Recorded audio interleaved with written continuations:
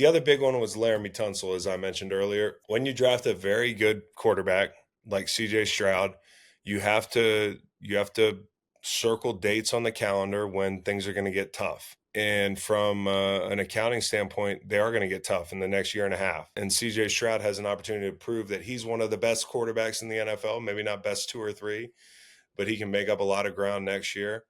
Um, and it's going to be time to pay the piper there. And when it's time to pay the piper there, you're also going to have to pay Will Anderson. You're going to have to pay Derek Stingley. There's a lot of decisions you have to make. And if you are going to let Tunsil walk, who I think you owe 21 next year, and he's going to want an extension, like, let's get something for an elite left tackle who's still, by every metric in the book, other than like penalties, is one of the best in the game. Like he's still locking people down in pass pro.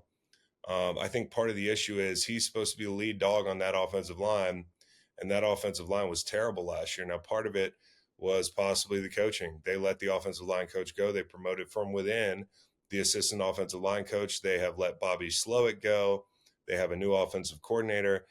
The problem remains the offensive line was terrible.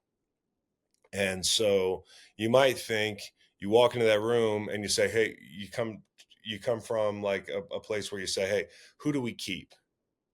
That's sometimes a lot more simple a conversation. And it would stand to reason that you would walk into that room and say, hey, yeah, we keep Laramie Tunsil. But when you look at what they got for him, 2025 third, seventh, and a 2026 second and a fourth, and you save $14 million in cap space, 42 in cash over the next 2 years, like it's not the worst thing in the world. I know it's not going to sit well with some people who are like, like look at the team on the other end of this. When you have a great rookie quarterback on a rookie deal, you invest in the protection of said quarterback. Well, one team's doing that and the other is saying, hey, we got to take this risk here because we got to pay so many people, including that quarterback, soon.